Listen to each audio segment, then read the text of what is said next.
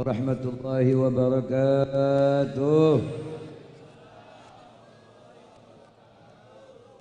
Bismillah walhamdulillah ala ni'matil Islam wa kafa biha min ni'mah.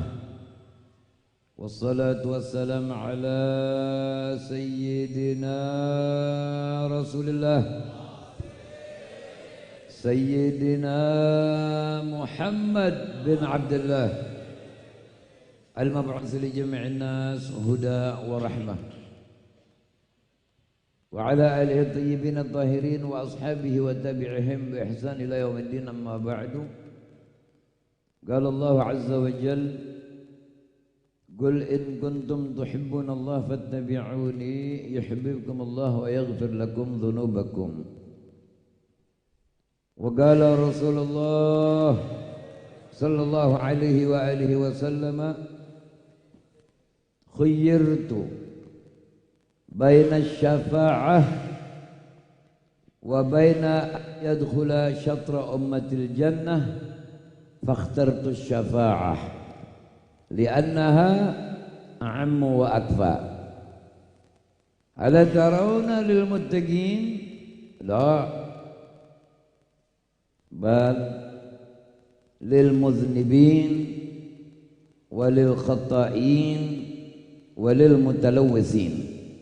Sadaqallahul azim wa sadaqa Rasulullah sallallahu alaihi wasallam. Allahumma salli ala nuril anwar wa sirril asrar wa tiryaqil aghyar wa miftah babil yasar sayyidina Muhammadin al-Mukhtar wa alihi al-adhar wa ashabihi al-akhyar adadan ni'amillah wa ifdali. Allahumma salli wa sallim wa barik wa karrim wa azim ala sayyidina Muhammadin al-fatihi lima ughliq al-khatim lima sabaq an-nasir al-haq bil-haq wal-hadi ila siratikal mustaqim wa ala alihi wa sahbihi haqqa qadrihi wa miqdarihi al-azim. Pertama-tama yang saya muliakan Ummina, istri daripada guru kita almarhum Al-Habib Hashim, yang insyaallah Allah panjangkan umurnya, Allah sehatkan badannya, Allah sembuhkan apa yang dirasa daripada hal-hal yang berupa sakit. Para habaib, para guru, para asatidz, para hujaj, bapak-bapak, ibu-ibu, tidak lupa bapak kita dari kepolisian, bapak RT, bapak RW, dan wabil khusus yang menyebabkan kita berkumpul pada malam hari ini, akhina fillah, guru kita Al-Habib Idrus beserta kakak beliau, dan salam hormat saya kepada keluarga besar Al-Habib Hashim. Terlebih dahulu kita baca suratul Fatihah teruntuk salah satu daripada ahlud darak, bagi orang-orang yang mempelajari keilmuan. Ini Al-Habib Abu Bakar Gresik, orang yang sangat Masya Allah maqam tingginya, seorang wali min awliyaillah, dan juga seorang wali min awliyaillah Al-Habib Saleh Tanggul dan yang lain-lain sebagainya. Juga saya punya orang tua dan saya punya guru, Sidil Walid Al-Habibul Imam Abdurrahman bin Ahmad bin Abdul Qadir Segaf. Kakek nenek kita, abah ibu kita, guru-guru kita, dan siapapun yang terkait dengan kita yang telah pulang ke rahmatullah, dijadikan kuburnya raudhah min riyadhil jannah, yang masih hidup dipanjangkan umur oleh Allah Subhanahu wa taala. Amin ya rabbal alamin. Kita niat berkirim Fatihah untuk beliau ala hadhihi niyah wa ila hadratin Nabi al-Fatihah. A'udzubillahi minasyaitonir rajim. Bismillahirrahmanirrahim. Iyyaka na'budu wa iyyaka nasta'in. Ihdinas siratal mustaqim. Siratal ladzina an'amta 'alaihim ghairil maghdubi 'alaihim waladdallin. Sebelum saya lanjut bicara, saya mau tanya, boleh? Yang serempak jawabnya boleh. Nomor 1 ceramah, nomor 2 dakwah, nomor 1 manis, nomor 2 pahit. Mau yang nomor berapa?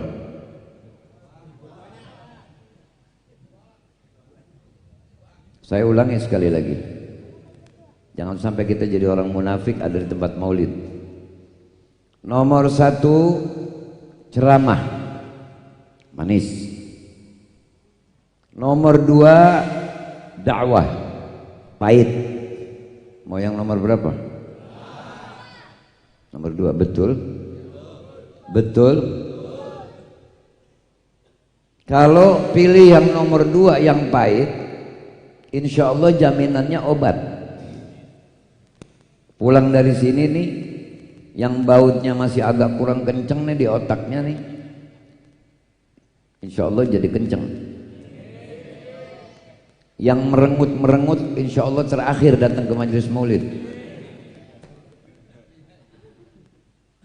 Karena hakikatnya kalau orang merengut dengan dakwah berarti dia merengut kepada Allah dan Rasulnya. Saya tanya sekali lagi, mintanya saya ceramah manis, nomor 2 dakwah pahit, nomor berapa maunya? Kita Pak kalau hadir di tempat maulid jangan sok paling soleh. Ini kita bisanya kumpul duduk rame-rame begini karena aib kita Allah tutup. Wallahi kalau aib kita baunya Allah buka, nggak ada yang mau dekat sama kita. Karena masing-masing punya keburukan, termasuk yang ngomong. Makanya peringatan yang sangat menguntungkan ini tidak boleh dijadikan dirayakan asal-asalan. Curah apa yang kita punya, walaupun hanya bertiga berempat kita bisa bikin acara maulid, karena untuk ta'zim kepada Nabi Sallallahu Alaihi Wasallam betul-betul harus kita curahkan kesemangatan zahir dan batin kita. Kita nggak perlu tanya orang untuk tahu siapa kita. Seorang wali min auliyaillah, ulama min ulama yang kita dikenal di setiap pesantren, yaitu Al-Habib Abdullah bin Alwi Al-Haddad. Beliau telah menyatakan, kafa bi fubdan ar-raghbah fil khair musibah. Ini sering saya ulang-ulang ini kata-kata. Cukup musibah bagi seseorang kalau hatinya sudah mulai enggak rajin dalam berbuat yang baik. Jadi peringatan Maulid tujuannya adalah untuk kita mencari pandangan rahmat dari Allah melalui pandangan rahmat Rasul Allah. Jadi acara maulid jangan hanya dijadikan sebagai acara yang menyebut-nyebut kebagusan yang ada pada diri Nabi. Gak bakal sampai, jangankan seluruh, seperapatnya saja nggak bakal sampai kalau kita mau mengungkap apa yang ada pada diri beliau. Sepakat para aulia dan ulama sudah menyatakan menyerah dalam mengungkap kemuliaan dan kehebatan beliau. Seluruh kemuliaan sudah beliau diberi oleh Allah Subhanahu wa taala. Pertama, beliau manusia, tapi bukan seperti manusia lain. Kalau kita ambil pengibaratan batu, batu banyak jenisnya. Tapi apakah harga batu itu sama? Karena nama sebutannya sama, batu. Batu bata, batu kerikil, batu kolar, batu berlian. Kayu pun begitu juga. Kayu pohon-pohon biasa, naik peringkat kayu jati.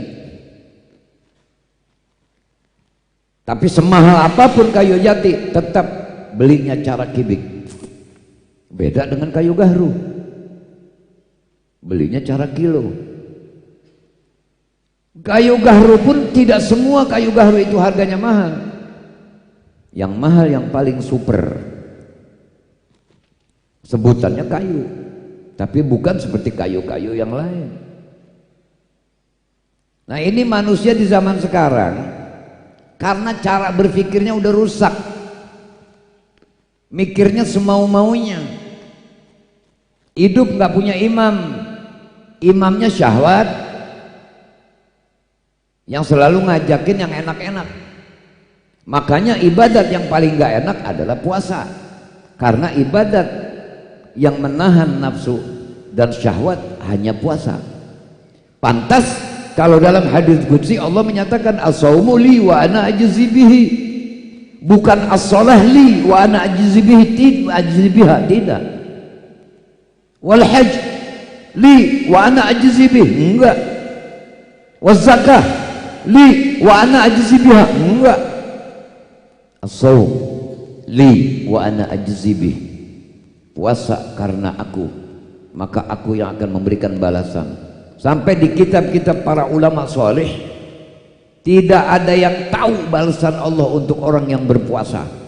Sekalipun malaikat mugarrabin, malaikat karabiyin, tidak ada yang tahu balasannya apa.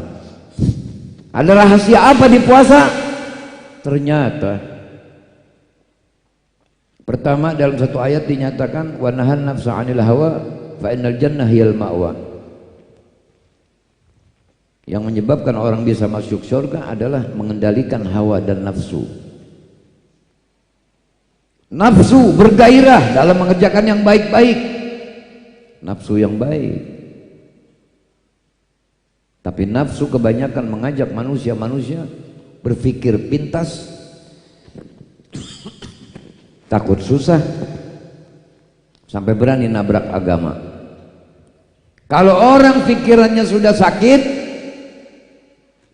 bapak akan zalim kepada anak-anaknya, istri akan zalim kepada suaminya, suami akan zalim kepada istrinya, guru akan menipu muridnya, murid akan mengkhianati gurunya, pemimpin akan mengkhianati yang dipimpin, pejabat akan mengkhianati rakyatnya, rakyat akan berkhianat kepada para pejabat akibat akal pada sakit. Makanya dalam hadis dinyatakan arba'atun jawahir fi jismi bani Adam alaihi salam. Ada 4 perhiasan dalam diri manusia. Artinya 4 ini mesti ada dalam diri manusia. Wa yuziluha arba'atun asya. Yang merusak 4 perkara ini juga 4. Jadi setiap yang mutiara pasti ada pemburuknya. Batu zamrud mahal, tapi kalau sudah retak pecah murah harganya.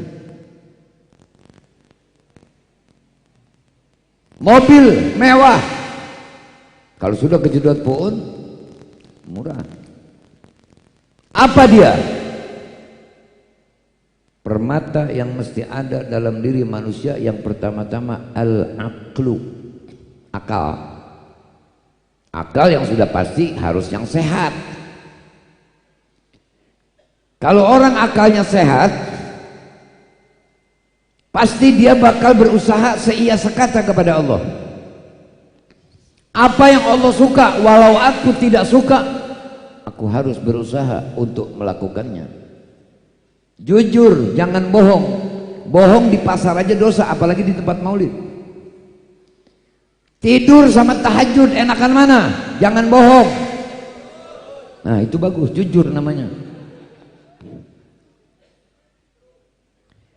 Tapi di mana adanya redha Allah? Di tahajud, sunnah hukumnya. Makanya dibilang wa minal laili fatahajjad bihi nafilatan lak asa an yab'atsakallah. Maka mahmuda dengan sebab tahajud yang hukumnya sunnah, karena sedang berdialog kepada Allah SWT. Sedang manusia dalam keadaan tidur, kita sedang berdialog kepada Allah. Tahajud, tahajudnya rajin, subuhnya kagak. Ini model orang sakit nih akalnya nih. Habis tahajud zikir, belum ngantuk tuh, zikir. Begitu masjid bunyi aja, as-salatu khairum minan naum, as-salah, mulai. Wah, tidur bentaran, jam 9 baru bangun. Ini namanya nebang pohon pakai jarum. Rubuhnya kapan? Akal. Kalau akal nggak sehat, akal tuh tempatnya, wadahnya di otak. Makanya orang kalau ngomong nih, suara sama isyarat kudu sama. Nggak mungkin orang ngomong mikir, enggak kan? Mikir, enggak kan? Mikir. Tuh di sini adanya otak. Nah, cuman karena orang sekarang banyak yang baru terbalik, anak kecilnya udah pada dibalik-balik akalnya. Sekolah TK Islam, TK is cium tangan orang tua di jidat. Ayo, anak lu begitu nggak? Paham? Pak, di dalam dada manusia ada hati cuma satu. Nabi yang ngomong. Kalau hati itu dipakai untuk dua pekerjaan, pasti dua-duanya nggak fokus. Nah, kalau sekarang hadir di tempat maulid dengerin saya ngomong, saya disuruh ngomong, tapi nggak dipahami, itu ibarat kebun yang nggak subur tuh. Saya mau nanya sekarang, ngaji sama zikir gedean mana pahalanya? Rasulullah pernah masuk ke satu masjid. Lihat ada dua kelompok manusia, yang satu sedang menjelaskan tentang halal haram, yang satu tentang zikrullah. Kata Rasulullah, ini dua-duanya bagus, tapi yang ini lebih bagus. Paham itu? Jadi biar fokus nih, diajak ngomongnya biar fokus. Paham ya? Sebab orang macam-macam Pak. Dulu itu pengajian saya aja, di pengajian ada yang lagi begini aja duduk di depan nih. Nembak, maksud nembak saya. Dalam hati di bahasa Jerman bilang, buseng lah gua kagak bisa apa-apa. Paham itu ya? Jadi tidur istirahat dulu. Kalau lagi ngaji nih, zikir istirahat dulu. Paham itu? Ngerokok istirahat dulu. Sebab kalau udah lagi fokus sama yang satu, pasti sama yang satu nggak fokus. Paham itu? Nah sekarang kalau orang begini nih, misalnya orang jalan begini, matanya ngelihat, tapi akalnya nggak kerja, puunan ditabrak nggak? Nah lo, makanya saya nggak pernah lihat ada spion ditaruh di belakang. Spion semuanya ada di depan, tapi buat ngelihat yang belakang. Artinya apa? Belum tentu orang-orang yang duduk di depan ini lebih soleh daripada yang di bawah. Paham itu? Jadi yang di bawah doain yang di atas doain yang di bawah. Karena tujuannya sama-sama kepengen soleh. Kepengen soleh nggak perlu orang tahu. Tuh puasa buktinya, semakin dia ngumpet pekerjaannya semakin gede pahalanya. Karena kalau baca Quran orang tahu, orang dengar, sholat orang tahu. Ya, pergi haji apalagi. Ya, walaupun utang-utang juga. Pulang umroh berantem karena ditalangin duluan. Pak, saya mah jangan pakai diatur-atur kalau ngomong. Saya mah tergantung kayak sinyal HP, kalau lagi bagus-bagus, kalau lagi nggak bagus ya begitu. Tergantung yang dengerin dah. Paham itu ya? Biar HP-nya jadul, kalau sinyal bagus, paham. Paham? Tapi walaupun HP-nya mahal, casingnya bagus, sinyal kagak. Dipakai ngomong, pak, begitu. Jadi manusia di sini Pak. Kalau ininya bagus, ini bisa bagus kalau ini bagus. Makanya yang dibilang jawahir, akal. Oh gua ustadz nih, nggak pantas berbuat yang nggak bagus. Jadi nggak aib, nggak hina. Coba kalau kena ustadz ngerjain yang kagak-kagak, orang pada ngomong apa? Ustadz goblok gitu. Begitu nggak kira-kira? Pekerjaan yang jeleknya sedikit buat orang jelek, kalau buat orang baik mah kelihatan. Mobil putih, kecoret hitam dikit, kelihatan nggak? Kelihatan. Mobil hitam, kecolek hitam, kelihatan nggak? Enggak, sama-sama hitam. Jadi kalau orang sudah punya kebaikan, dianggap baik oleh orang, sesuaikan. Sebelum kita lanjutkan hadis yang itu, kita baca hadis yang satu lagi nih. Rasulullah Shallallahu Alaihi Wasallam.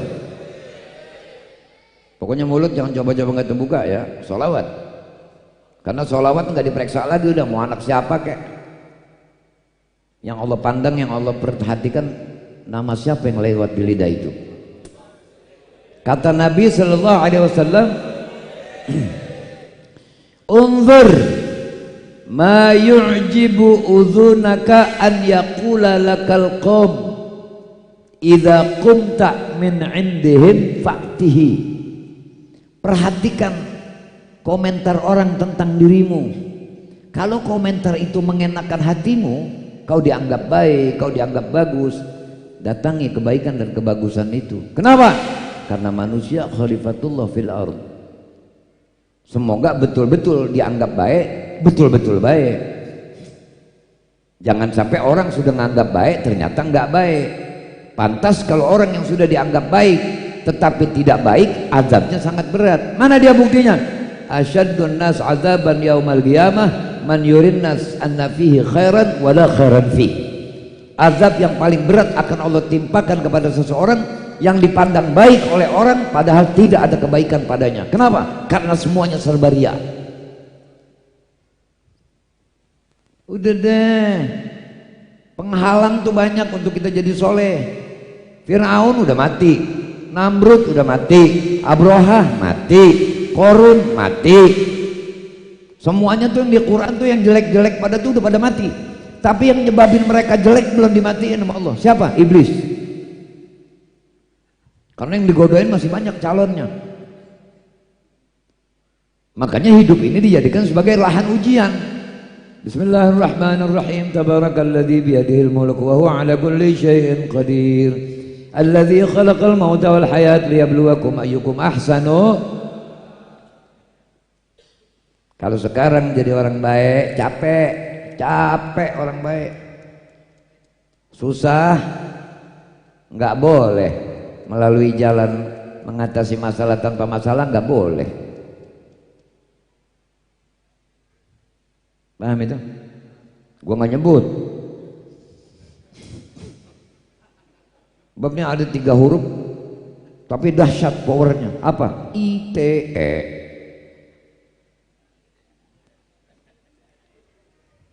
Paham? Mengapa begitu?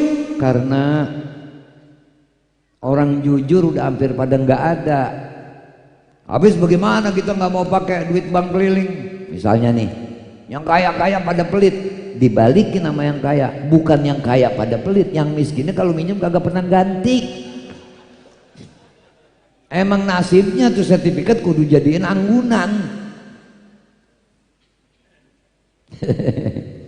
Pak, kesian kalau orang waras hidup di tengah-tengah orang gila. Atau sebaliknya, orang gila hidup di tengah-tengah orang waras.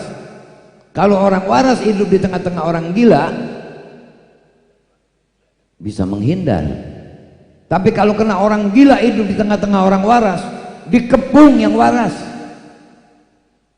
Di kantor ada 10 orang, 9 jujur, 9 kagak jujur, atau jujur, dilindas. Ngadu nih kalau gua nggak matiin nih. Gitu nggak kira-kira? Makanya ini zaman udah macem-macem. Kelihatannya mah bagus, masjid dibangun. Begitu kelar masjid dibangun, tulis kaligrafi jutaan. Tetangga masjid pada lapar, mau beli beras nggak punya duit. Rapat, begitu rapat musyawarah, pada berebut jadi DKM, berebut jadi bendahara. Nggak ada yang berebut jadi merebut. Nggak ada, gue nggak pernah dengar orang main tonjok-tonjokan di masjid berebut jadi merebut, nggak ada. Tiap hari Jumat, habis kelar Jumat buka tuh kotak, buat hitung, kelar hitung semua cukup. Nah presentasinya berapa nih? Lah begitu dagang masjid zaman sekarang mah. Ada nggak yang begitu? Pelakunya ada nggak yang begitu?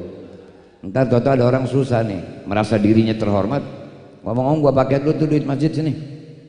Lah nggak boleh kata yang bendaharanya nih. Apa yang duit lu ngelarang? Wah ribut. Seru udah. Makanya udah jangan pada bangun masjid mulu, udah sembahyangnya di lapangan gelar tikar. Udah. Iya, taruh hebel 4 biji buat khotib. Mendingan begitu selamat. Ada satu yang kagak dikasih jadi imam, ngambek baik ke masjid yang lain. Gua rasa ada di sini nih. Ini jadi nyasar kemari-mari sih ngomong ini.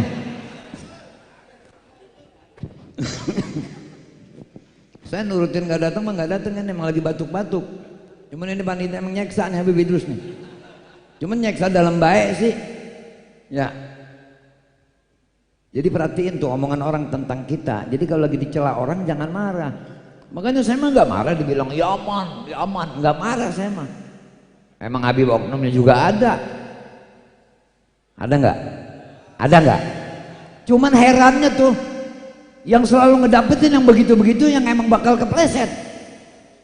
Yang bahasa betul bang duri bulannya diambil sama Habib. Ceritanya sampai hari kiamat kagak habis-habis. Yang baik-baik Habib belum nggak ada, udah yang itu aja yang cerita 2 bulan gua disamber, 2 bulan. Cuman pikirin ngapa ya gue didatengin sama yang begitu. Oh gue sedekahnya kurang nih. Jadi yang datangnya pasukan belibis. Ngerti Pak? Ya oknum di mana juga ada.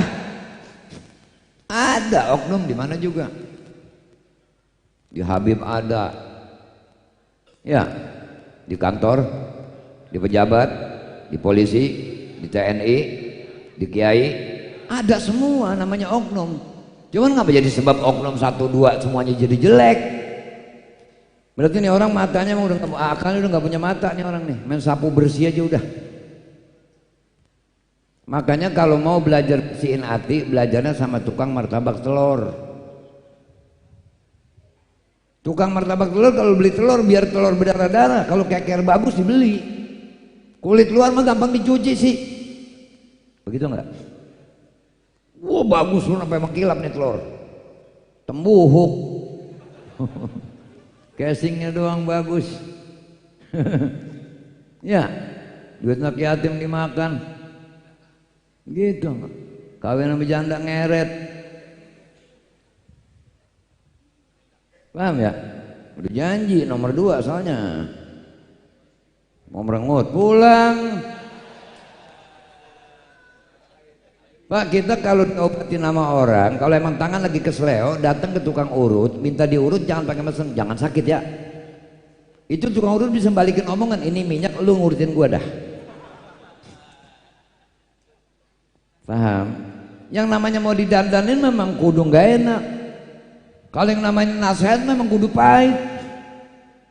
Nabi aja sampai dimusuhin.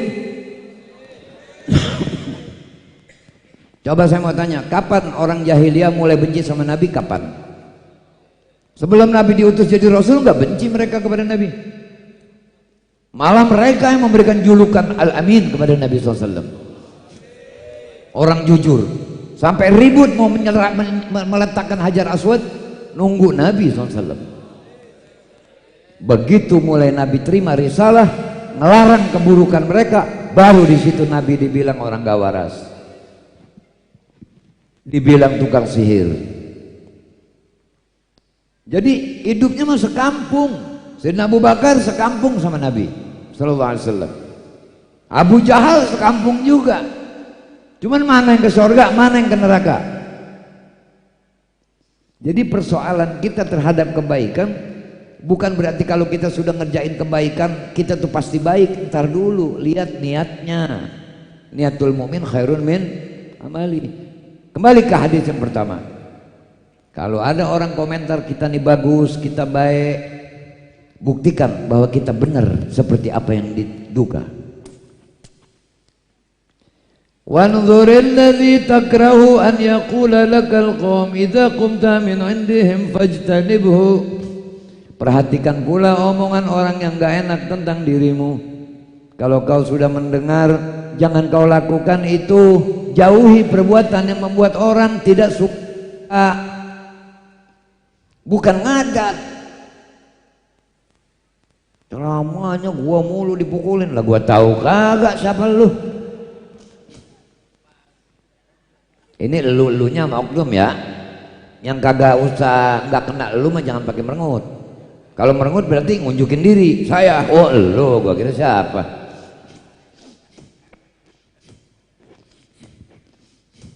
Jadi manusia mesti punya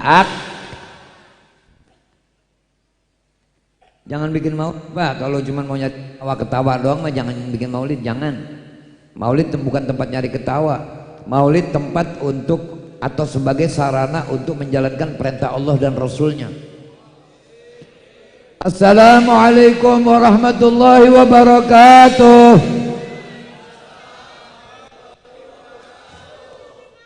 Perintah Nabi itu afsyus salam taslam, sebarkan salam maka kamu selamat. Ada di tempat maulid.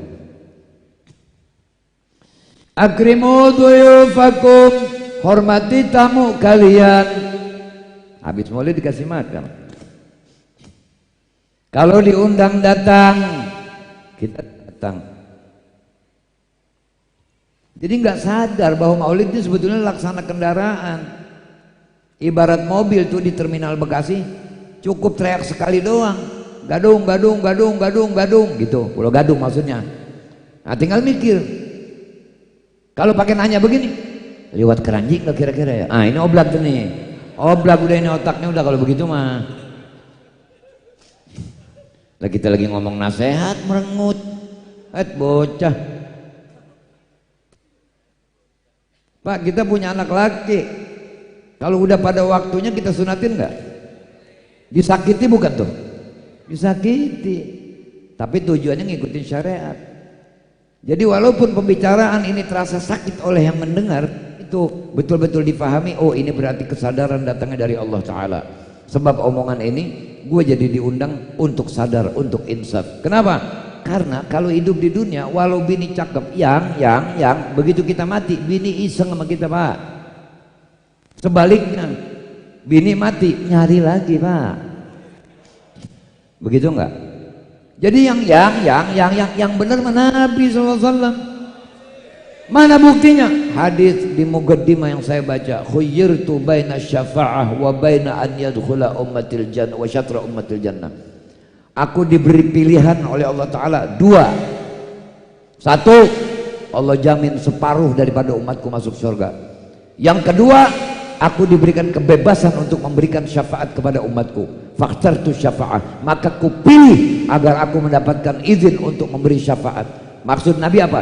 Kalau memberi syafaat lebih dari separuh. Bahkan dalam sebuah riwayat Nabi tarikin umat yang ada di neraka. Oh ini sekarang nih emang pantas sial orang kalau nggak sholawat, pantas dah ya. Yang sayang sama kita dengan sebenar-benarnya itu Nabi. Nabi lebih sayang kepada kita daripada kita terhadap diri kita sendiri. Shallu ala Nabi.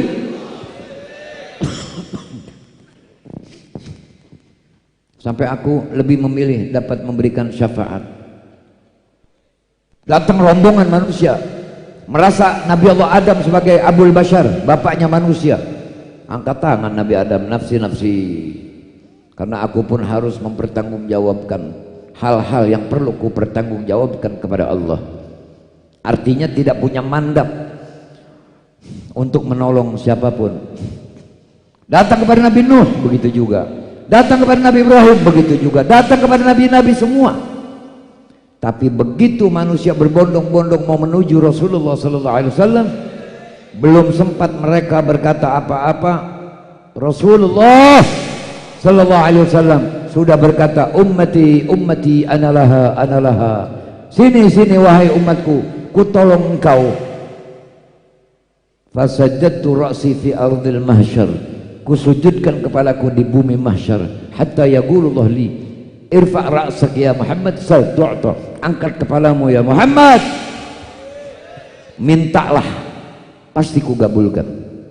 Enggak minta yang lain. Nabi cuma minta ajil hisabahum ya Rabb, ummati ummati ajil hisabahum, segerakanlah hisab umatku ya Allah. Nabi enggak sanggup lihat umat kejemur di padang mahsyar. Nabi yang khawatir sama kita. Kelanjutan daripada hadis itu, aku memilih agar dapat memberikan syafaat. Apakah kalian anggap, kata Nabi SAW, syafaatku lil muttaqin, untuk orang yang sudah takwa? La, kata Nabi, tidak. Bal, bahkan lil muznibin, untuk para pendosa yang mati bawa dosa, nanti di padang mahsyar tuh bakal dihisab. Kalau ketemu Nabi beres. Nih, asal udah bawa nama ini nih. Shallu ala Nabi. Ada sholawat di hati dan di mulut kita. Ketemu pasti. Kecuali yang mingkem aja. Mudah-mudahan giginya ngebet nggak baik-baik tuh. Udah gitu aja udah. Jadi maulid mah jangan pakai ngerendeng. Makan cuma dapat dikit atau nggak dapat makan, jangan pakai ngerendeng. Kalau mau makan ke restoran, bukan ke tempat maulid. Kalau mau baca sholawat, sini datang ke tempat maulid. Gitu, udah bantuin kakak, makan paling banyak, kayak bawa kantong plastik. Lo. Ini saya sampaikan yang begini-begini nih, yang orang lain belum tentu berani ngomong begini. Tinggal nyalahin aja orang lain salah, begini, kudu begitu. Lu rapi apa belum? Wah, kalau kena model kayak kita, yang mimpin waliullah mati berdiri. Benar-benar. Coba nih sekarang yang hadir di sini waktu kecil pernah nyolong duit bapak kan di kapstok, di kantong celana. Ayo, ini mantan maling banyak banget sini nih. Udah yang sekarang jadi ustadz kek, yang sekarang jadi kiai kek pernah nyolong aja, udah pokoknya gitu aja udah. Nah itu kan dulu nggak bisa, kata malaikat catatannya masih ada coy. Sebelum tobat. Makanya jangan sok soleh jadi orang, mau udah apa adanya aja, udah emang gue begini. Saya begitu, saya mau ceramah di mana kayak bahasa Bekasi saya nggak pernah saya buang. Emang gue beranak di Bekasi, ngapain sok melayu tinggi? Ya jadi itu harus kita manage. Pala lo banyak jelantak situ, manage. Udah ngomong Pak, maafin ya Pak, nih Bapak kalau nggak percaya tanya pejabat-pejabat tuh yang pada pakai dasi, ya yang pakai jas, gitu, yang kalau ngomong pakai bahasa Inggris pengiler-ngiler. Sediain stick sama nasi uduk sama semur jengkol. Tinggal kita pakai CCTV kita lihat, nggak bakalan stick Pak yang diambil, nasi uduk sama semur jengkol. Cuman sok keren aja depan orang, makanya banyak yang pada sakit lambung. Begitu enggak? Iya, yang penting kita tahu aturan, habis makan jengkol jangan ngobrol sama orang. Jangan pakai bisikin orang lagi habis makan jengkol. Beb, kita lagi ngapa?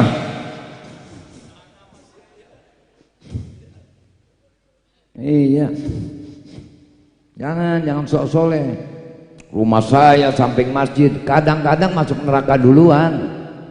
Bener-bener Quran wakaf dibawa pulang. Minjem karpet nggak mulangin lagi. Makan pete di rumah, kencing di masjid. Banyak gak? Ayo loh. Pak, kalau saya emang nggak ada urusan, udah orang yang datangnya bentuknya kelapa saya jadi parutan. Yang datangnya dalam bentuk balok saya jadi gergaji. Yang datang dalam bentuk paku saya jadi palu. Saya pernah dengar ada paku sama tembok ngobrol. Wah, kata yang lagi nungguin saya salah, tuh Yaman, apa gue bilang? Halu kan kalau ngomong. Ini paku ngomong, ini tembok ngomong sama paku. Kenapa kau tega menyakiti aku? Ya kan, aku banyak nempel di tembok. Ini foto kalau nggak ada paku jatuh nggak nih? Kenapa kau sakiti aku, kata tembok. Ini perumpamaan. Lu sama Rocky Gerung aja nggak protes, masa sama gua protes lu? Makanya pakai akal, jadi paham. Oh ini perumpamaan gitu, jadi nggak protes mulu. Akibat akalnya sakit, ulama dikatain apa dikatain itu kan berkat karena otak sakit. Kata paku, jangan kau salahkan aku, salahkan palu mitrok. Komplain nih tembok sama palu, kenapa kau masukkan si paku kepadaku? Kata mitrok, jangan salahkan aku, salahkan paku, kenapa keras? Jadi makanya paku dipantek di tembok pakai martel karena paku keras. Ini penyampaian tausiah dalam acara maulid pun kudu begini, karena umat yang keder udah banyak banget ini. Pak, kita jangan lagi orang keder melihat mobil truk, ada yang mukanya kemana, pantatnya kemana aja gitu, udah enak banget ditolong melihat ketemu yang begitu. Pernah nggak ketemu yang begitu? Ini mobil di depan nih, kita di belakangnya, belum disporing nih mobil, rupanya kali muka kemana, buntutnya kemana. Akal. Kalau akal sehat, oh ini ustadz, atau kalau dibilang ustadz, cuman saya mah nggak pantas dibilang ustadz, temen aja dah. Yang namanya temen kudu nasihatin temennya kalau mau berbuat sesuatu yang membahayakan, kan gitu. Sekarang orang sekarang kalah sama sebatang kayu yang dibawa oleh orang buta. Bayangkan kalau orang buta bawa kayu, kayunya bohong, padahal dicolok sumur misalnya, tapi si kayu bohong, rata, jalan itu orang buta, kecebur nggak di sumur akhirnya. Jadi kayu saja jujur, kayu sudah lebih jujur yang dipegang oleh orang buta daripada oknum-oknum kiai, ustadz dan habib di akhir zaman. Nggak boleh ketemu pejabat kerenan dikit, bapak kayak anak TK pulang sekolah. Banyak yang begitu. Oh, udah beres pak, tenang aja, saya doain bapak. Sampai kayak manjur banget loh.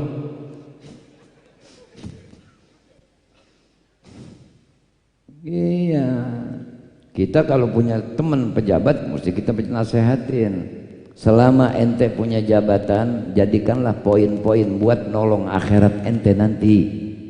Waktu udah nggak punya bini di akhirat, anak nggak ada, siapa nggak ada, nafsi-nafsi. Amal baik kita yang bakal nolongin kita. Loh, kalau amal cuma dicari pahala doang mah gampang habisnya. Ini maulid sekarang dapat pahala nih. Sallu ala nabi. Sholawat. Pulang aja ke depan sendalnya nggak ada, sendal orang diambil, habis pahalanya udah.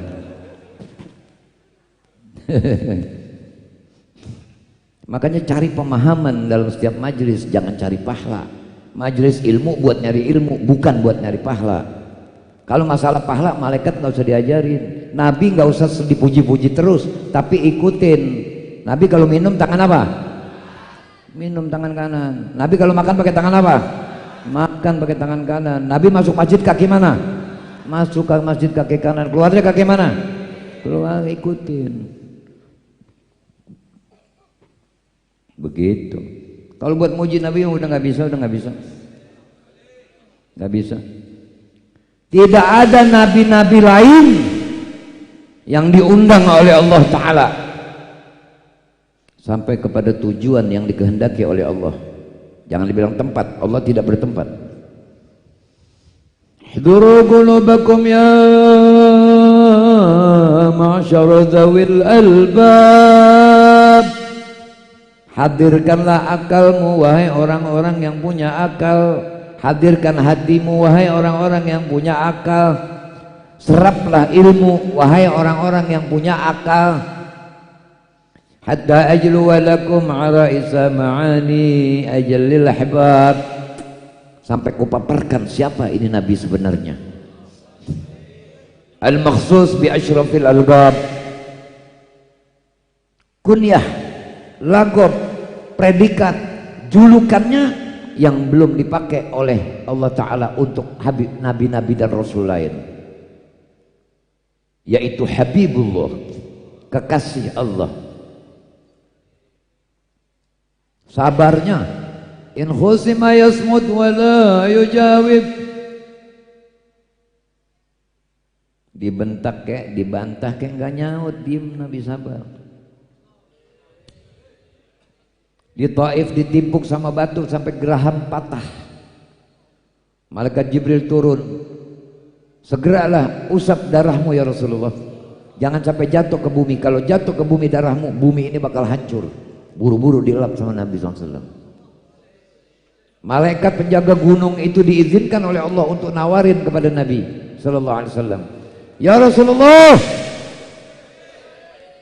kalau kau perintahkan aku untuk angkat itu gunung, aku timpa ini penduduk Taif. Apa kata Nabi? Jangan. Allahumma hdi qaumin fa innahum la ya'lamun. Ya Rabb, berilah petunjuk kepada kaumku, mereka belum tahu. Sabarnya Nabi. Karena beliau adalah harisun alaikum bil mu'minina raufur rahim.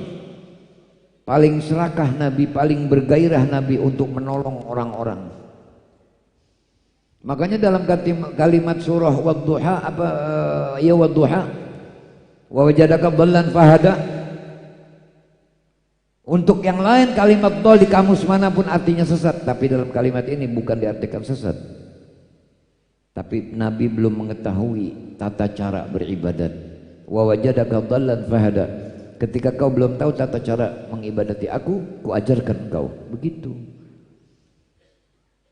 Ini sekarang kalau zaman sekarang ada orang yang ngomong emak bapaknya Nabi di neraka, bagaimana ceritanya ini? Kelewatan makan combro nih orang. Yang megang kunci surganya Nabi. Jadi akal ya.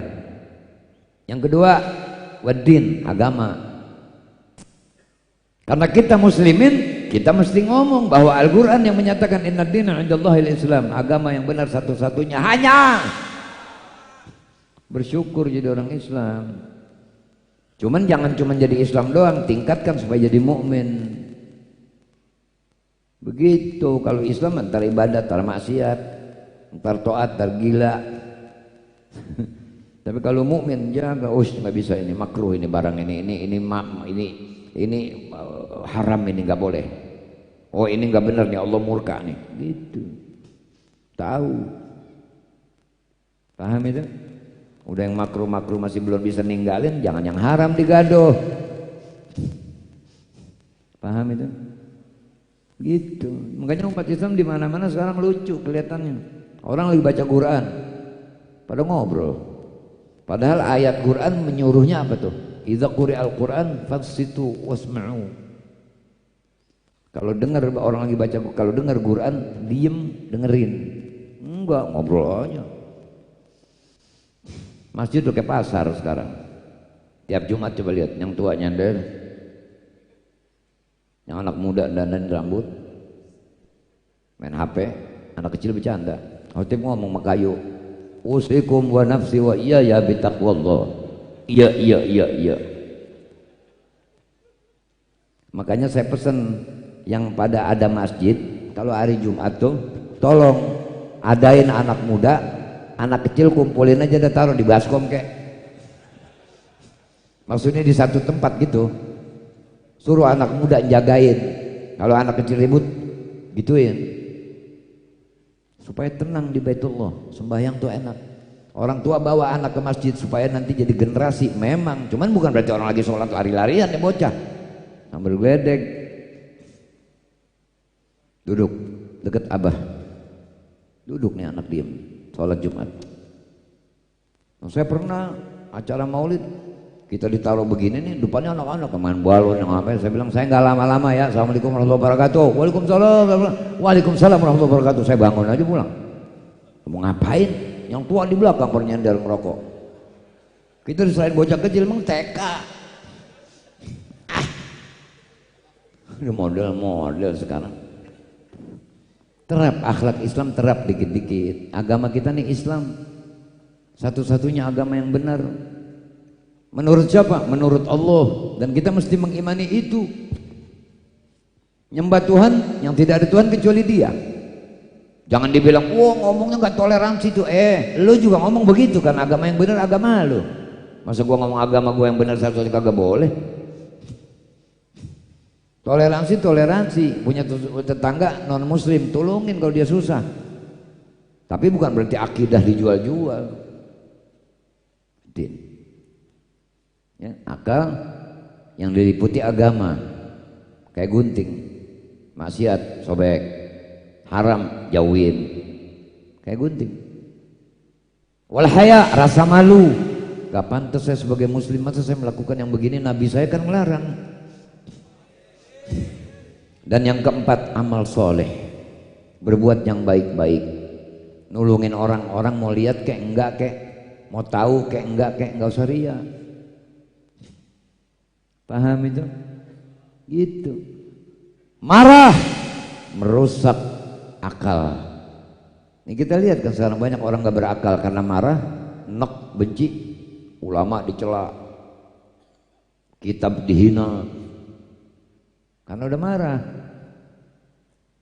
Makanya marah tuh adalah salah satu yang paling efektif untuk merusak akal orang. Makanya Nabi ngajarin, kalau lagi berdiri kita kesel, kita duduk. Kalau lagi duduk kita kesel, kita berbaring. Nabi ngajarin begitu, karena pasti berubah tuh, temperamen tuh pasti berubah. Kalau udah berbaring masih marah juga, angkat ceburin di kolam, habis dah. Paham ya? Nah, jadi begitulah.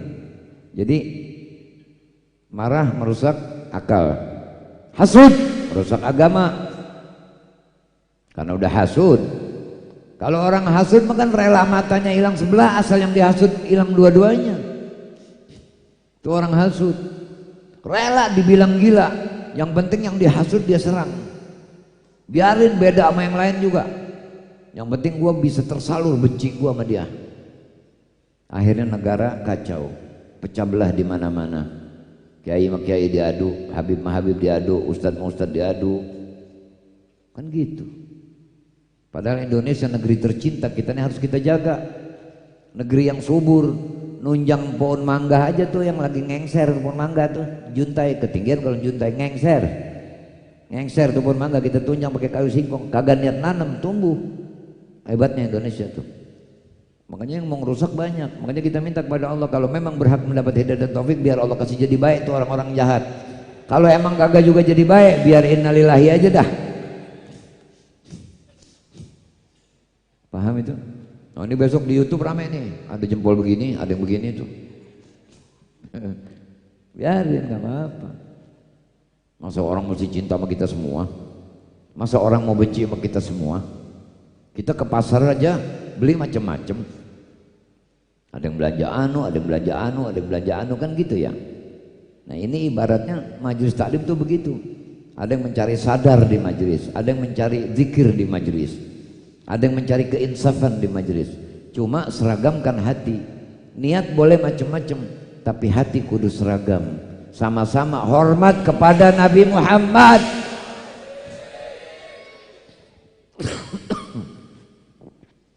Jadi marah ngerusakin hasud merusakin tama wa tam'u dan serakah. Yuzilul haya merusak rasa malu. Orang kalau serakah enggak punya malu. Enggak punya malu, serakah. Dititipin korban bareng haji. Saudaranya mulun kasih banyak. Yang lain mah dikasih kupon, cerit, mana antrinya lama banget. Banyak gak oknum begitu? Kalau giliran buat usaha-usaha akhirat males, asal-asalan dah. Beli kambing juga asal-asalan udah. Iya. Beli kambing kecil tuh, kambing kurus, suaranya lu gede. Kambingnya mah kecil. Asal berdiri jatuh, gedean kepala. Badannya yang gede, kalau buat korban mah suaranya biarin nggak apa-apa, suaranya nggak bisa dibagi-bagi. Yang bisa dibagi-bagi apanya? Ah gitu. Kita apa namanya pengajian mah udah lempengan yang mana aja pas lagi terbuka buka udah. Yang jelas oknumnya pasti ada sih, supaya ada yang kebawa pulang.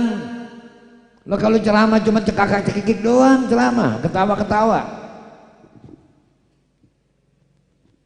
dapat apa? Nabi nggak ridho. Ini bangku yang saya dudukin punya Nabi SAW. Selama nih acara diperingati nih, saya harus berbicara sesuai dengan apa yang dianjurkan oleh beliau. Ini mic punya beliau, yang hadir umat beliau, sayanya juga umat beliau. Maka sesama umat harus saling tolong menolong. Wa ta'awanu 'alal birri wat taqwa wa la ta'awanu 'alal izmi wal 'udwan. Saling tolong menolong dalam kebaikan, jangan saling tolong menolong dalam permusuhan. Dan yang terakhir, wal ghibah tuzilul amal saleh. Tuzilul amal saleh. Ghibah merusak amal kebaikan. Sekarang tiap hari HP ada di kantong kita. Ada lihat YouTube, isi kolom komentar caci maki orang. Dosa enggak? Jadi orang zaman dulu nih, zaman beliau-beliau nih yang tua-tua seperti saya juga tua udah ya. Kalau mau maksiat datengin tempat maksiat kalau orang dulu mah. Kalau orang sekarang enggak, maksiatnya didatengin ke rumah. Begitu enggak kira-kira? Iya, di kamar sendirian aja. Kadang-kadang lebih gila lagi buang air bawa HP. Nah itu udah mulai oblak tuh otaknya kalau begitu tuh. Hati-hati dah yang begitu tuh. Ngerokok, main HP di kamar mandi. Orang gila. Nah saya pesan yang pada mau merengut dah, berarti lu tuh. Gitu, jangan. Itu kamar mandi tempat setan, jangan pakai ngerokok. Udah di luar ngerokok, di luar aja deh, jangan pakai kamar mandi ngerokok lama di kamar mandi. Betah banget sama setan bareng-bareng. Kata setan, wah sohib datang nih. Iya. Orang soleh sampai ada yang anaknya kalau lama di kamar mandi itu disuruh keluar dulu. Keluar. Belum selesai bah, keluar dulu. Udah keluar baru, nah masuk lagi. Dari saking nggak boleh nginep iktikaf di kamar mandi, orang gila. Karena itu tempat paling kecil tapi setan kumpul dari situ semua. Yang paling sering mundar-mandir ngunjungin ziarah ke rumah temennya adalah temen sama-sama nyebut setan kagak pada berani itu, takut setan tersinggung. Kalau yang betah lama di kamar mandi sama-sama, nah gitu biar rame supaya nggak kelihatan setannya. Nah, jadi peringatan Maulid ini adalah sarana untuk mencari pahala. Ngucap salam, saling memberi salam ada di tempat Maulid, terlaksana. Ngasih makan tamu ada, diundang datang ada. Yang muda sama yang tua cium tangan, jangan merasa titel tinggi nggak mau cium tangan sama orang tua, itu anak muda nggak adab, itu yang begitu. Paham itu? Gitu. Jangan berbuat sembarangan, barang orang main ambil apa segala macam, nggak boleh. Mari, mulai sekarang kita rapiin bahwa peringatan Maulid sebanyak apapun dengar nama Nabi Muhammad, salawat, ya, kita salawat. Sebagaimana sholawat itu bisa diperumpamakan seperti orang mau laksanain haji dan umroh, asal udah pakai ihram, niat ihram, langsung mengucap talbiyah, labbaik Allahumma labbaik, labbaik la syarika lak, labbaik innal hamda wan ni'mata lak wal mulk la syarika lak. Begitu. Maulid juga begitu. Begitu kita udah niat Maulid, berarti Maulid ini adalah untuk memperingati hari kelahiran Nabi sallallahu alaihi wasallam. Yang unsur niatnya memperingati Maulid adalah bersyukur karena Allah telah memunculkan Sayyidina Muhammad dan kita menjadi umatnya. Penghubung antara kita dengan beliau adalah sholawat. Sallu ala Nabi. Ini saja yang saya sampaikan, insya Allah bermanfaat khusus buat saya dan umumnya juga buat antum semua. Kita minta selalu setiap selesai sholat agar Allah pelihara negeri kita, Allah jadikan aman negeri kita. Pejabat-pejabat yang belum baik dijadikan baik, yang sudah baik bertambah baik, rakyatnya yang sudah baik bertambah baik, yang belum baik menjadi baik, sehingga baik bisa kumpul bersama yang baik, yang tidak baik biar Allah yang urus semuanya. Dan kita minta kepada Allah agar Allah segera memberikan kebahagiaan kepada saudara-saudara kita di Palestina. Wa'afu minkum, wassalamualaikum warahmatullahi wabarakatuh. Saya mohon jangan ada yang salaman karena saya langsung jalan, ditunggu di sana di tempat satu lagi karena kebetulan ini bareng terus ini, makanya nanti insya Allah nih mungkin Habib Idrus akan nyampein sambutan, nanti tinggal dimusyawarahin dah bagaimana maksudnya ya. Wa'afu minkum, assalamualaikum warahmatullahi wabarakatuh.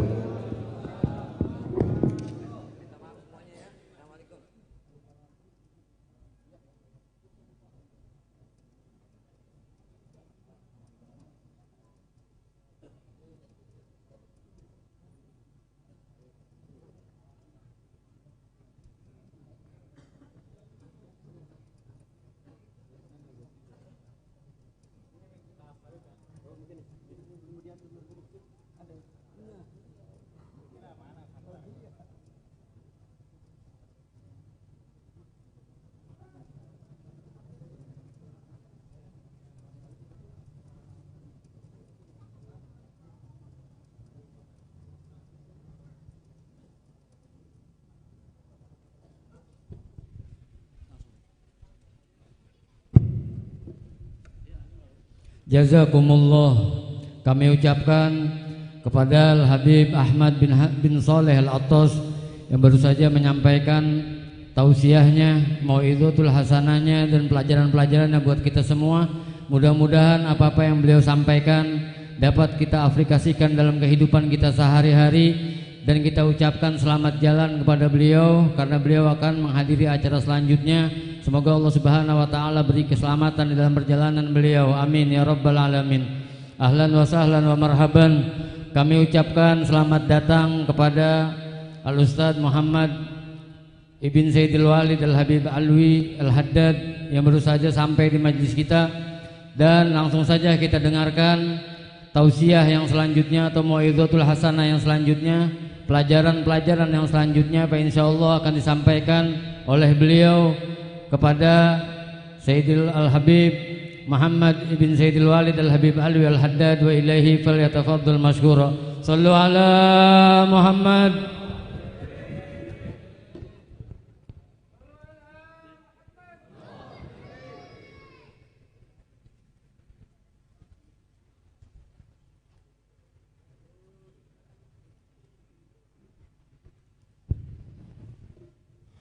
Assalamualaikum warahmatullahi wabarakatuh. Alhamdulillah wassalatu wassalamu ala Rasulillah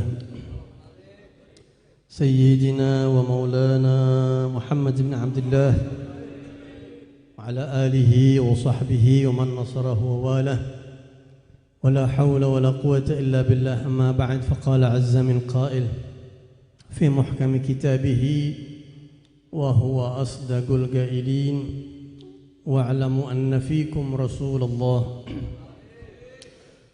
وقال رسول الله صلى الله عليه وسلم أنا ابن عبد المطلب أنا النبي لا كذب. صدق الله وصدق رسوله صلى الله عليه وسلم. Para habaib yang kita hormatin, yang kita muliain, para kiai, para alim ulama, para asatid, para orang tua, para sesepuh semuanya yang hadir di sini, minta maaf namanya nggak bisa saya sebutin satu persatu. Wabil khusus Al-Mukarram, Al-Muhtaram yang baru menyampaikan tausiah bersama di hadapan kita tadi, saya nyimak dari dalam, Al-Habib Ahmad bin Saleh Al-Attas. Mudah-mudahan Allah Subhanahu wa taala panjangkan umurnya dalam sehat afiat, dan insyaallah sampai ke tempat acara berikutnya, amin ya rabbal alamin. Tidak lupa keluarga besar almarhum Al-Habib Hashim bin Ubaidillah Al-Bahar. Mudah-mudahan Allah Subhanahu wa taala berkahkan semuanya, keluarganya, anak-anaknya yang terus meneruskan perjuangan beliau. Mudah-mudahan diberi kekuatan oleh Allah Subhanahu wa taala, bisa meneruskan bakti kepada orang tua, bakti kepada Nabi Muhammad sallallahu alaihi wasallam. Amin ya rabbal alamin. Hadirin sekalian, kalau boleh pilih sih saya nggak mau ceramah sebenarnya. Kalau boleh pilih, lebih enak nyimak, dan juga udah agak malam nih, jadi saya insya Allah nggak bakal lama-lama. Kita beberapa waktu ke belakang nih hadir beberapa banyak peringatan acara maulidnya Nabi kita Muhammad sallallahu alaihi wasallam. Banyak banget kita dengar tentang sifat-sifat mulia Rasulullah, kebesaran Rasulullah, indahnya ajaran Rasulullah, dan juga berbagai macam keistimewaan-keistimewaan yang sangat banyak. Nah, dalam kesempatan kali ini kita mau melihat orang-orang di sekitar Nabi Muhammad SAW. Jadi kalau kita aja umatnya dapat keberkahan, kecepretan rahmat dari Allah sebab beliau, apalagi orang-orang di sekitar Rasulullah yang kita perlu kenang. Kadang-kadang kita kurang kenal, walaupun kita tidak wajib mengenal beliau-beliau, tapi kalau orang cinta sama Nabi Muhammad, sekagaknya dia sedikit banyak tahu siapa orang-orang yang punya peran penting di balik kehidupan Rasulullah SAW. Dan ini nggak bisa panjang-panjang karena kalau mau disebutin banyak. Kita ambil satu aja, kakeknya Nabi Muhammad sallallahu alaihi wasallam. Insyaallah saya yakin pada tahu ya siapa kakeknya Rasulullah. Abdul Muttalib itu julukannya sebenarnya. Namanya siapa? Nah, kan penting gak kira-kira dibahas? Penting. Kita udah maulid bertahun-tahun, nama kakeknya kagak tahu. Ini diam bingung apa lapar ini? Jadi siapa nama kakeknya Rasulullah SAW? Kalau orang-orang tua kita dulu tuh suka pada baca maulid Barzanji tuh. Sekarang udah langka orang baca Barzanji ya. Di situ ada tuh namanya. Di situ disebut wasmuhu Syaibatul Hamdi. Humidat khisaluhu saniyah. Tuh namanya di situ ada. Tempo-tempo kita apal tuh maulid, tapi namanya kita kagak ngeh di situ ada. Siapa nama kakeknya Rasulullah? Namanya Syaibatul Hamd. Kok bisa disebut Abdul Muttalib? Nih biar kita ngerti, biar maulid kita pulang bawa oleh-oleh yang banyak. Syaibah artinya uban. Al-Hamd artinya pujian, uban yang terpuji. Subhanallah. Nama cucunya Muhammad, atau di Taurat disebut Ahmad. Hari kiamat bakal dapat maqam Mahmud, dan nanti di hari kiamat bakal pegang liwaul hamd. Dan nama kakeknya Syaibatul Hamd. Sampai sini nyambung apa kagak? Skenario Allah begitu indah. Semuanya dikasih akar kata yang sama. Hamd, pujian. Nah, namanya Syaibatul Hamd karena waktu lahir ada ubannya beliau. Orok ubanan. Kira-kira itu umum apa kagak? Kagak umum, tapi ini kelebihan. Ubannya bukan sembarang uban, mengkrelep kayak keluar cahaya, sampai orang kalau ngelihat itu terpana amat tuh. Ya Allah, ini uban terang amat. Dipuji-puji orang, akhirnya dinamain Syaibatul Hamd. Uban yang penuh dengan pujian. Kalau versi Barzanji, humidat khisaluhu saniyah. Karena emang sifat-sifatnya juga terpuji beliau. Nah, tuh pertama namanya. Yang kedua, lahirnya di mana ini kakeknya Nabi Muhammad? Di mana lahirnya? Di Madinatul Munawwarah. Baru tahu? Nah, biar pulang. Luar biasa orang namanya Hashim tuh. Luar biasa orang namanya Hashim tuh. Orang Arab udah ngedenger suku Bani Hashim itu udah gemeter dia. Hashim ini orang yang pertama kali mencetuskan rihlatasyita'i yang Allah puji satu surat di Al-Quran. Bepergian di musim panas dan di musim dingin ke Yaman dan ke negeri Syam. Ke negeri Yaman dan ke negeri Syam. Siapa yang pertama kali ngadain itu? Lah, belum 5 menit dulu Pak. Hashim bin Abdi Manaf, yang sampai Allah puji tuh. Gagasan dia di Al-Quran Allah puji. Li'ilafi Quraisy ilafihim rihlatasyita'i was-sayf falya'budu rabb hadzal bait alladzi at'amahum min ju'in wa amanahum. Luar biasa. Kalau dibahas panjang lagi tuh. Tentang Hashim juga nama aslinya bukan Hashim sebenarnya mah. Dia disebut Hashim karena Hashim tuh suka motong-motong. Suka motong apa? Motong-motong makanan bagi-bagiin ke orang. Motong-motong makan sendiri bagi-bagiin ke orang. Kita cerita ke Abdul Muttalib aja nih. Ini Abdul Muttalib lahir di Madinah karena ibunya orang Madinah. Siapa nama ibunya? Lebih susah lagi nih. Nama ibunya Abdul Muttalib siapa? Istrinya Hashim, yang kemudian melahirkan Abdul Muttalib, namanya Salma. Dari suku Bani Najjar. Kalau dibahas terpanjang lagi, nyerempet kemana-mana. Udah pokoknya orang Madinah dia. Sukunya Bani Najjar. Pernah dengar gak cerita Nabi Muhammad waktu hijrah ke kota Madinah? Kan kepala suku pada mau ngambil ontanya Rasulullah tuh. Ya Rasulullah, udah singgah di rumah saya aja ya Rasulullah. Suku kami siap. Kata Nabi, da'aha fa innaha ma'murah. Lepasin onta saya. Ini onta udah dapat ilham dari Allah. Dia berhenti di mana? Nggak usah diatur. Jadi saya di situ berhenti. Ini onta udah dapat perintah dari Allah. Di mana dia berhenti? Itu tempat saya singgah sebelum saya punya rumah. Karena Nabi belum punya rumah Pak ke Madinah. Datang lagi kepala suku yang lain, ya Rasulullah di kita aja. Da'aha fa innaha ma'murah. Da'aha, lepas. Lepas. Di mana tuh onta deprok? Dia Deprok di suku Bani Najjar. Suku yang di situ ada ibu dari Abdul Muttalib. Yang kakeknya Abdul Muttalib lahir di situ. Di rumahnya siapa namanya? Abu Ayyub Al-Ansari, namanya Khalid bin Zaid. Abu Ayyub Al-Ansari. Dah singkat cerita, kita sebenarnya saya mau fokus ke Abdul Muttalib aja nih. Abdul Muttalib lahir di Madinah, namanya Syaibatul Hamd. Karena abahnya meninggal, Hashim ini, Sayyidina Hashim meninggal di negeri Syam. Sampai sekarang kuburannya ada tuh di negeri Syam. Syam itu kalau sekarang 4 negara: Palestina, Yordania, Lebanon, Suriah. Itu dulu di zaman Rasulullah, Syam tuh 4 negara itu kalau sekarang. Hashim dimakamkan di sana ketika melakukan rihlatash syita'i was-sayf. Lahirlah Abdul Muttalib yatim di Madinah. Hashim, Sayyidina Hashim punya adik yang CS banget sama dia, namanya Muttalib.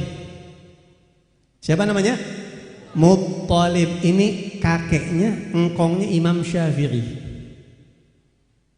Makanya Imam Syafi'i disebutnya Al-Muttalibi.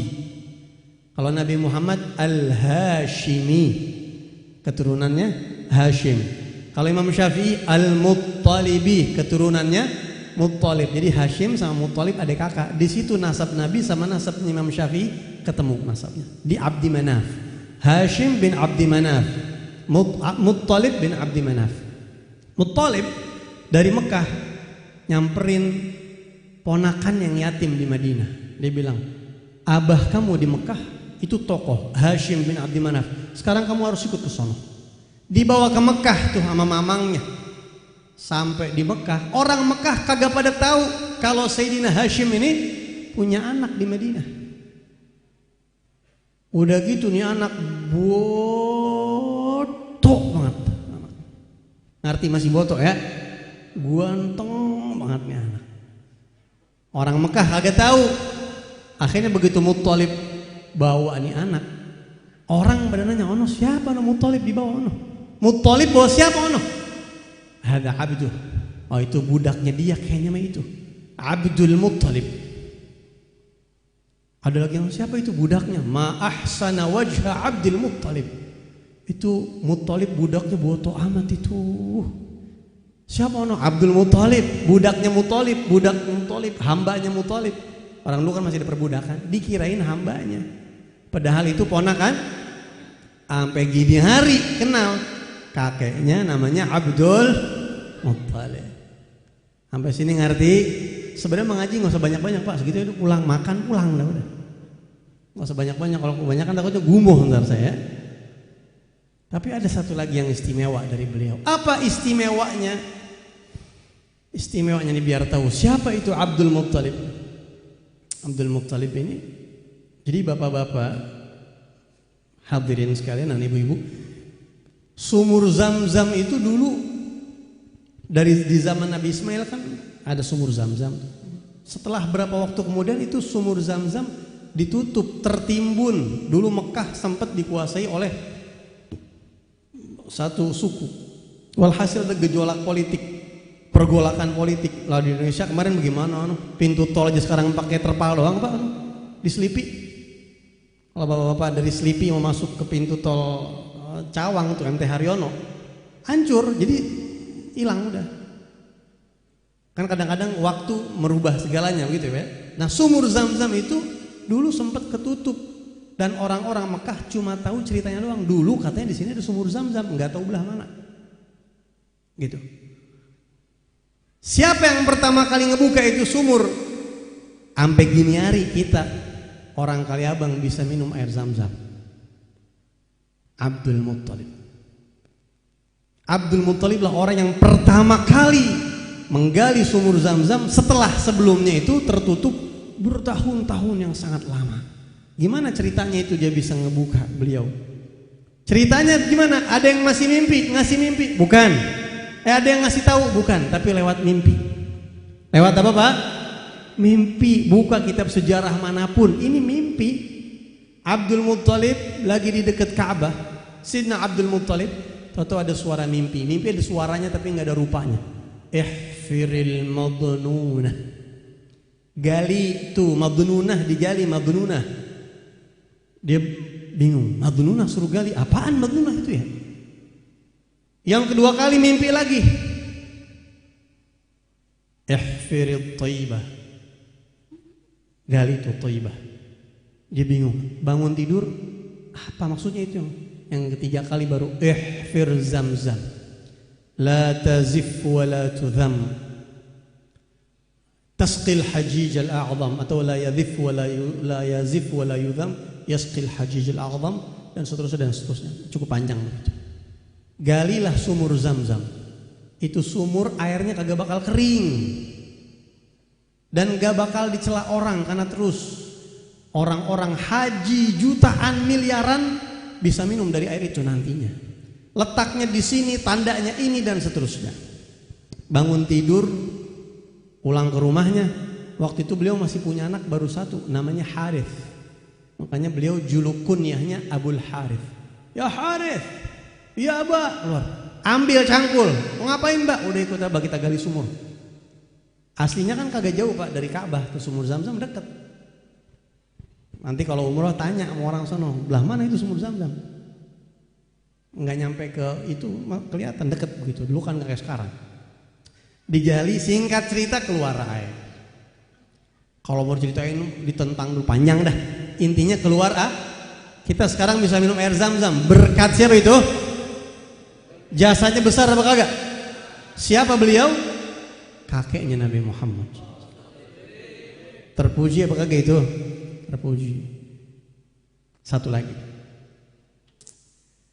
Terakhir nih penutup nih Pak. Pas insyaallah seperempat jam lebih dikit.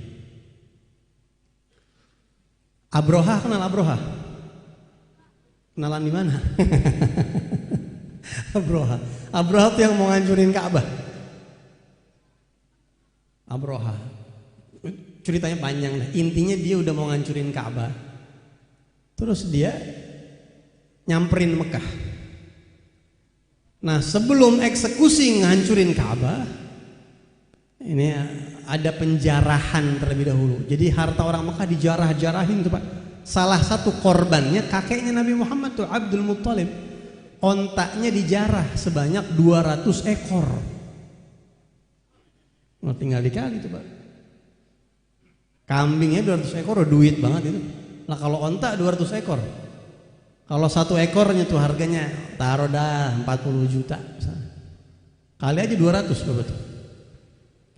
40 juta kali 200 berapa Pak? Emang kalau lapar suka bego Pak emang gitu. Kenyang kalau lapar bego. Susah connect ya. Banyak dan miliaran. Akhirnya Abdul Muttalib nyamperin Abroha. Abroha di kemahnya. Nah Abroha ini punya kebiasaan jelek ini Abroha. Dia punya kebiasaan jelek Pak Abroha. Abroha itu dia pokoknya mau raja mana kek, mau penguasa manapun, orang ada di congkak dia. Jadi siapapun disuruh di bawah. Lo ada urusan apa? Duduk di bawah lo. Gitu. Jadi orang udah dibikin down duluan sama dia. Siapapun begitu. Sampai akhirnya ajudannya datang, Tuan Raja ada yang mau ketemu. Siapa dia? Pembesar orang Quraisy, tokohnya Mekah. Abdul Muttalib, kabiru Quraisyin di Mekah. Suruh masuk. Masuk. Begitu masuk, ini Abroha langsung bilang, ya kira-kira kurang lebih ya. Silahkan duduk. Dia ikut deprok di bawah baru. Itu ampe orang-orang sekitarnya kagak habis pikir, heran. Ini sejak bujeg raja belum pernah perlakuin orang kayak begini nih. Kenapa Abroha duduk di bawah? Saking Abdul Muttalib ini orang udah ganteng, perawakannya bagus, karismatik. Orang segedeg-gedegnya, orang segeblek-geblek yang model Abroha ngelihat dia, keder. Turun, silakan turun. Ada yang bisa saya bantu? Apa kata Abdul Muttalib? Ya saya mau ngambil onta saya yang 200 ekor itu. Kata Abroha, ini tampang udah segini luar biasa. Saya kira mau ngelarang saya ngancurin Ka'bah kali. Cuma mau ngurusin onta doang. Lihat jawaban Abdul Muttalib. Ana rabbul ibil. Wa li hadzal bait rabbun sayahmi. Begini Tuan Raja. Saya pemilik onta. Kalau Ka'bah pemiliknya bukan saya. Ada Tuhan yang bakal ngelindungin. Jadi ntar urusannya sama dia langsung. Saya cuma mau ngurusin onta saya karena saya pemiliknya. Akhirnya dibalikin tuh 200 onta. Orang-orang Mekah suruh keluar. Dan terjadilah apa yang terjadi itu Allah gagalin gitu ya. Dan kita perlu tahu bahwa Abdul Muttalib ini dipuji sama Nabi Muhammad. Di dalam hadis sahih, di dalam kitab Sahih Al-Bukhari, ketika terjadi perang Hunain itu tahun ke-8 Hijriah, kira-kira 2 tahun sebelum wafatnya Rasulullah. Itu orang-orang Islam udah banyak banget. Orang Mekah udah pada banyak yang masuk Islam. Mekah udah di tangan Rasulullah. Jadi ini banyak udah umat Islam, rombongannya banyak. Tapi musuh juga banyak. Nah di awal perang itu umat Islam sempat kewalahan karena merasa bangga begitu ya. Wa yauma Hunain id a'jabatkum kathratukum falam tughni ankum, sampai akhir ayat. Nah ketika beberapa sahabat kocar-kacir, Nabi bilang, ana nabiyyu la kadhib, ana ibnu Abdul Muttalib. Hai kalian para sahabat, asal pada tahu, nih saya putra Abdul Muttalib, saya putra Abdul Muttalib. Saya adalah seorang nabi yang tidak ada bohong sedikit pun. Itu sahabat-sahabat langsung seger lagi digituin sama Rasulullah. Ngingetin satu sosok yang besar di kota Mekah dulu bernama Abdul Muttalib. Dan Nabi membanggakan kakeknya. Beliau bilang, saya putra Abdul Muttalib. Nah ulama mengatakan kalau orang udah dibanggain sama Nabi Muhammad sallallahu alaihi wasallam, ini nggak mungkin orang musyrik atau orang kafir. Mustahil Rasulullah ngebanggain orang kafir. Dan dalam riwayat dikatakan siapa yang membanggakan orang musyrik atau orang kafir, maka nilainya di sisi Allah lebih hina dari kecoa. Nabi sudah membanggakan Abdul Muttalib. Mudah-mudahan kita bisa membanggakan Rasulullah SAW. Ini adalah sekelumit kisah dari kakek beliau Abdul Muttalib. Mudah-mudahan dengan kita bawain kisah kakeknya, andai kata saat ini Rasulullah hadir bersama kita, insya Allah beliau senang ya kira-kira? Senang. Biar majlis kita dapat ridhonya Nabi Muhammad SAW. Insya Allah kita doakan para habaib kita, para guru-guru kita semuanya yang baru saja tadi menyampaikan tausiah Habib Ahmad bin Saleh, dan semuanya para guru-guru, para masyayikh, semuanya keluarganya Habib Hashim bin Saleh, Habib Hashim bin Ubaidillah al-Bahar. Kita doakan semua yang hadir di sini, mudah-mudahan Allah Subhanahu wa taala berikan kita afiat, sehat afiat dalam panjang umur, taat kepada Allah Subhanahu wa taala. Yang hadir di sini yang belum sholat, mudah-mudahan Allah kasih taufik hidayah biar sholat. Di antara kita yang akhlaknya belum baik, biar Allah perbaikin. Yang jauh dari orang-orang soleh, biar Allah deketin. Yang belum rutin ke majlis ta'lim, biar Allah kasih taufik hidayah. Ala hadini wa ala kulli niyah salihah wa ila hadrati Nabi SAW. Al-Fatihah. Bismillahirrahmanirrahim. Alhamdulillahi rabbil alamin arrahmanir rahim maliki yaumiddin. Iyyaka na'budu wa iyyaka nasta'in.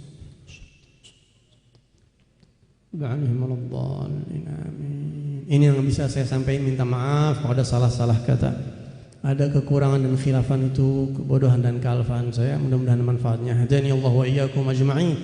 Wal 'afu minkum. Wassalamu alaikum warahmatullahi wabarakatuh.